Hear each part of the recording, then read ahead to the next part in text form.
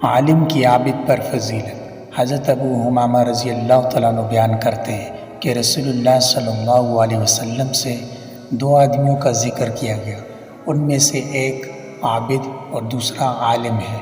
तो रसूलुल्लाह सल्लल्लाहु अलैहि वसल्लम ने फरमाया, आलिम की आबिद पर इस तरह फजीलत है जिस तरह मेरी फजीलत तुम्हारे अदना आदमी पर है। फिर रसूलुल्लाह सल्लल्लाहु अलैहि वसल्लम ने फरमाया, बेशक अल्लाह, उसके फरिश्ते, ज़मीन व आसमान की मखलूक हत्ता के 20 अपने बिल में और मछलियाँ लोगों को खैर व भलाई की तालीम देने वालों के लिए दुआए खैर करती हैं। रवाहु तिर्मिज़ी।